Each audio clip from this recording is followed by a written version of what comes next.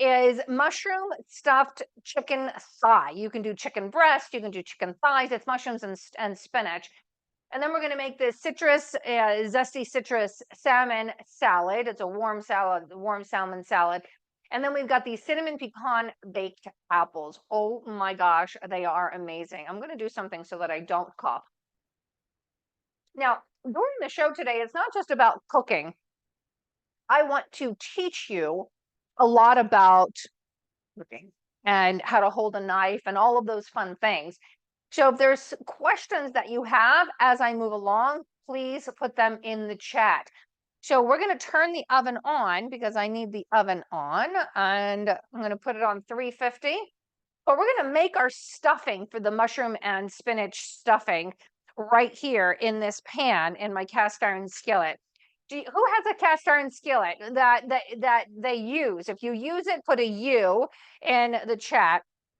If you don't, put a no in the chat. Put a no in the chat. If you have one and you don't use it, put a no in the chat. And I'm going to suggest highly that you take it out and that you start using it. Excuse me. So onions are slippery little fellows, right? Onions are slippery little. This one I so happen to have already had it in half. I'll show you how to cut an onion without crying in a little bit. But I already cooked some of this stuffing earlier, so I had a half an onion. And there's slippery little things, right? So what I did, I took my pointed knife and I scored my onion. So now it's not slipping all over the place.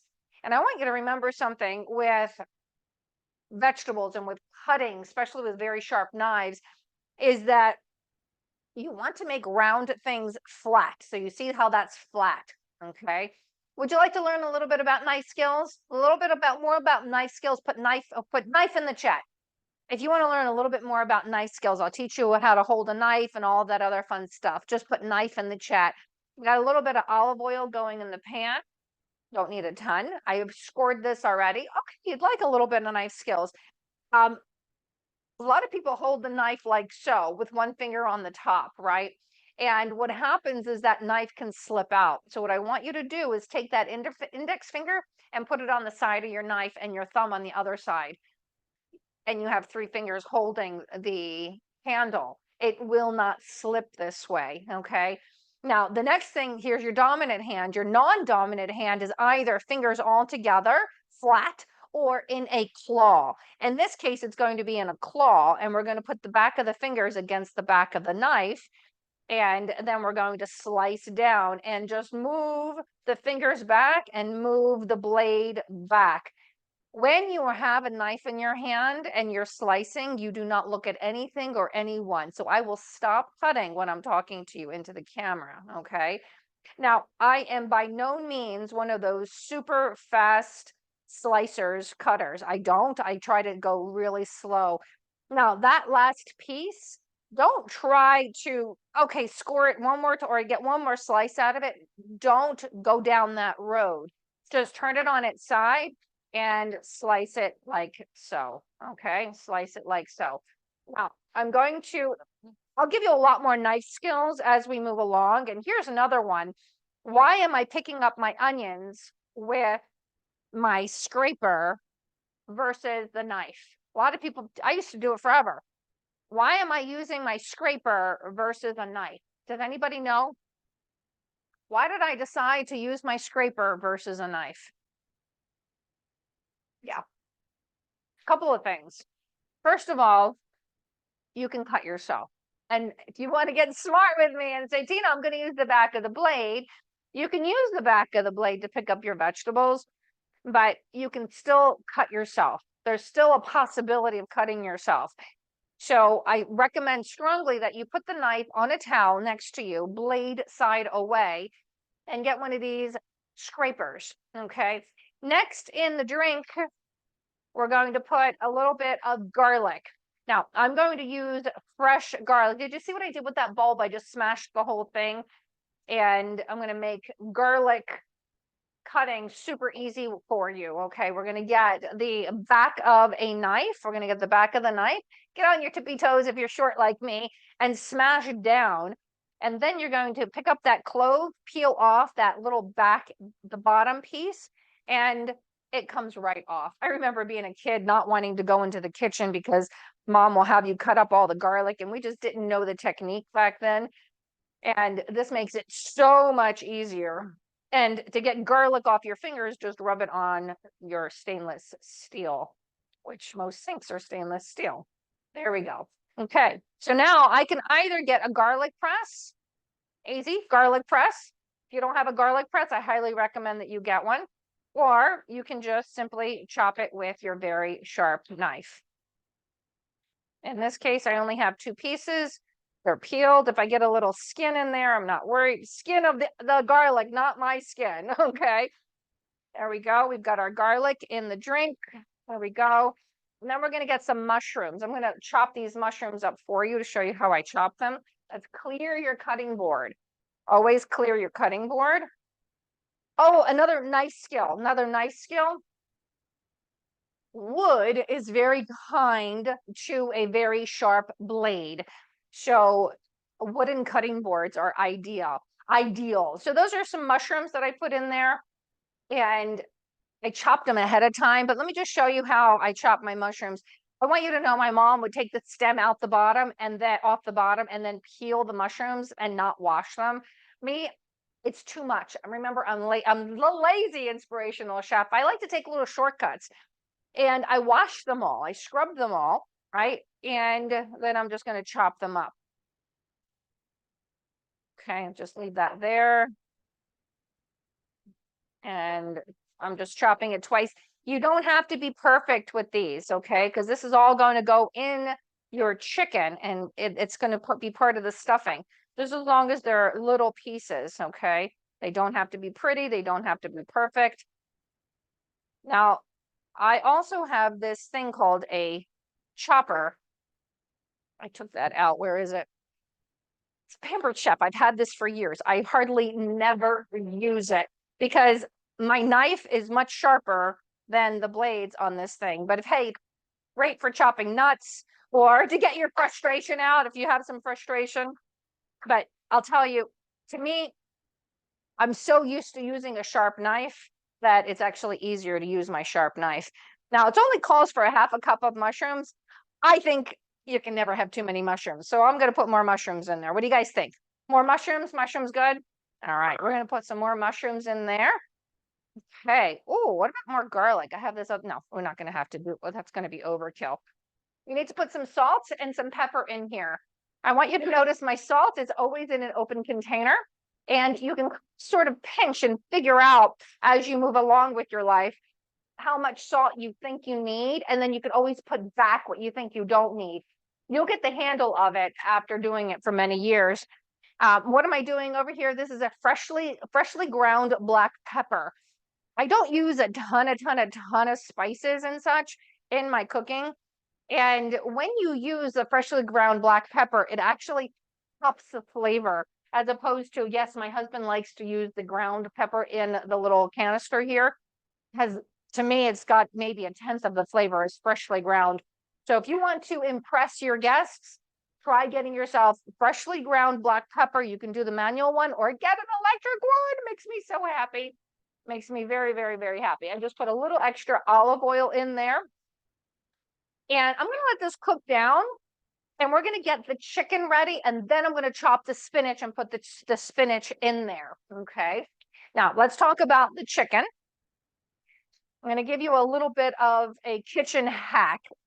I really never liked that word until I really got that it works to help people, because everyone's using it, and people get it. So have these rubber gloves. If you buy a box, it'll probably last you 2 years. But anytime you have to handle meat and don't want to have to wash your hands a million times, then it's really nice to have. So I decided you can use chicken thighs, you can use chicken breast. We're going to use chicken thighs today. And I was at BJ's and they didn't have the boneless, skinless, so I got the bone in. I'm like, no problem. I'm just going to show you how to get the bone out. Making a sliver on each side. It's less expensive with the bone in anyway. And you can't roll or flatten chicken if it's got bone in. You're like, why is that plastic wrap on your cutting board. It's making me crazy right now because it doesn't need to be there right this second, but I'm going to show you the plastic wrap is to help you flatten it out. There we go. Here, get out of here. There we go. Sometimes you just have to do things as you move along. You can cook up that bone and make some bone broth. I get a bag in the freezer and I put all my bones into that bag. And when I'm ready to make bone broth, I just dump it in. Just going to cut the skin off and any fat off of here. You know, it's something really important. A dull knife is actually a dangerous knife. A dull knife is a dangerous knife. So make sure you have sharp knives. This knife is sharp, but this other one is sharper, but all right, that's fine. So I'll show you what I'm going to take the skin off of this piece first, and then we'll take the bone out. And then I'm going to show you how to flatten it.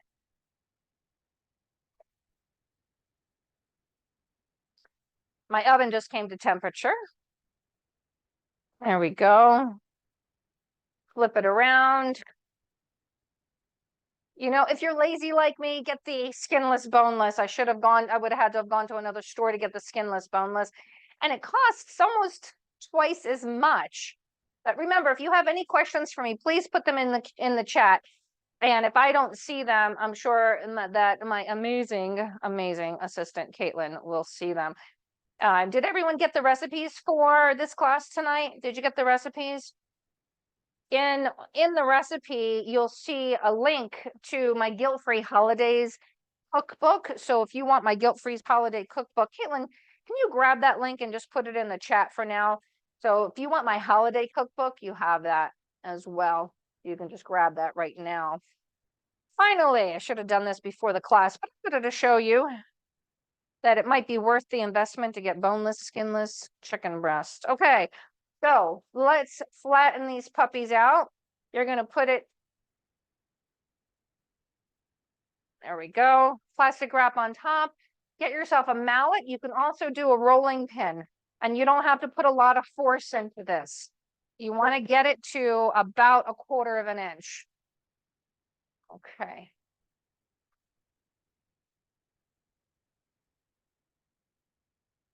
I'm putting a little force into it. Notice what I use my plastic cutting board for this stuff. Now, if I didn't put the plastic on there, pieces of chicken will go everywhere. You don't want that. That's not sanitary. Okay, it'll go on your walls, your cabinets. Not fun. I got to be quick about this because I got to take my gloves off and stir that. Doesn't have to be perfect. It doesn't. Okay, it doesn't. And it can be. Okay. Now, I'm going to put that aside. I'm going to put this aside. I need to stir that. I'll get back to that. Okay. What's missing here? Let me put this chicken away. Clear your space. We're going to put spinach in there. We're going to wilt spinach, but the wilted spinach, we want to cut it up small. So I'm going to show you how to do that efficiently. Again, back to knife skills, okay? Get your appropriate knife, a very thin, sharp knife. These are called shun. I love them. So remember what I said about your non-dominant hand is either flat, all fingers together, or in a claw. What I'm doing with my spinach is I kind of rolled it like a cigar. So I've got this big mass, right?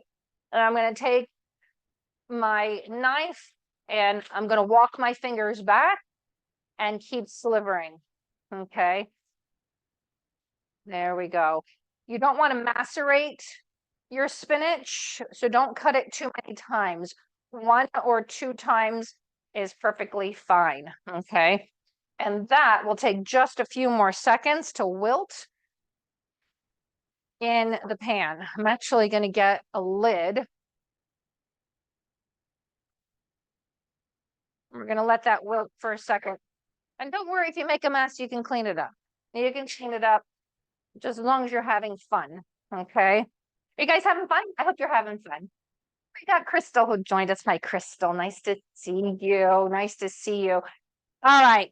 What are we doing next? We're going to do the innards. Now, I already made some of the stuffing, but I'm going to add to it right now. Part of the stuffing is Parmesan cheese. Yes, you can buy Parmesan cheese already grated, but doesn't it look nice when you're grating it on a show? I have to laugh about it because my mom always tells me not to buy Parmesan cheese that's already grated. I'm from an Italian family. Literally, my parents were born and raised in Italy. They came over as young adults, and my dad's job is to grade the cheese every single year. Yes, these big chunks of cheese, Parmesan cheese, and it's his job to grade it. So it's one of the pleasures of Italian food is everything is fresh.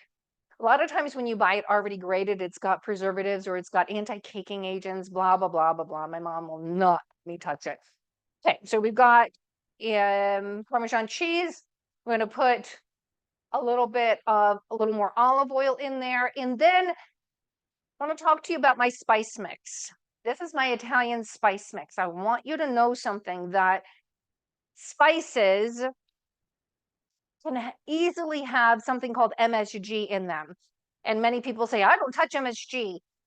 It can be hidden under 100 and some different kind of words like spices, autolyzed yeast extracts, citric acid, and it's really terrible for your brain. They put it everywhere, unless it says organic or the label says oregano, thyme, rosemary, period. If it has ambiguous words, even the word spices, it could have MSG. MSG makes things taste so much better. And it also destroys your brain cells, so it's not fun. I get the Italian mix. It's just because I make it myself. So I put red pepper flakes, the Italian mix that I get from BJ's, the big jar, flakes of garlic. Even though fresh garlic is much better for you, it's nice to have this in your mix. And I have marjoram. I had marjoram. I put marjoram in here. And yeah, now I have this entire thing that will last me maybe 6 months, maybe less, because I use a lot of it. So that's the Italian spice mix. Now, here's the thing. If you don't like Italian spice mix, use something else. What flavors would you use in this dish? Which flavors would you use in this dish? Yeah, tell me. Feel free to put it in the chat. Which flavors would you want to use in this dish? My spinach is now wilted. And we're going to pick up this heavy pan.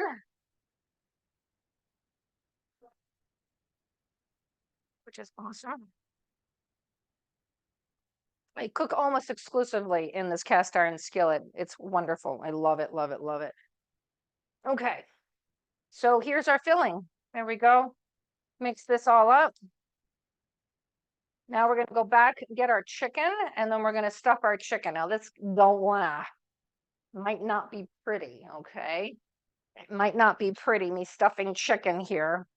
So I'm going to get my toothpicks out. See, my hands are going to be dirty, right? They're going to have chicken on them. So I want to get things out that I'm not going to put chicken hands into my whole, I always keep my toothpicks in a jar like so. Okay. Remember, any questions that you have, please, please, please put them in the chat. Looks like we have some more people joining us. Yeah. Okay. Now we're going to cook the chicken. I'm going to stuff the chicken. We're going to cook it in this pan for like 2-3 minutes on each side. And then we're going to put it in the oven. Okay. Let's go get our chicken. I'm going to get my gloves out. My little niece, she called them gloves when she was a baby. She's like 28 now, and I still call them gloves. Anyhow, here we go. Get our gloves. And all right. Now, here's another thing I want you to know. If I touch this spoon to the chicken, don't put it back in there because then you're going to get bacteria in that stuffing mix and you can't save the stuffing for later or cook it separately because I get a lot of stuffing because I made some of this earlier. So I'm going to get another spoon out just in case I make a mistake. So we've got our flattened chicken thighs and don't put my hand in there. I wanted to. Here we go. I want to stuff them a lot, but if you stuff them too much, it will spill out. It'll still be yummy. It'll still be yummy. Okay. So let's see what kind of pieces of art that we can create here. We're going to roll.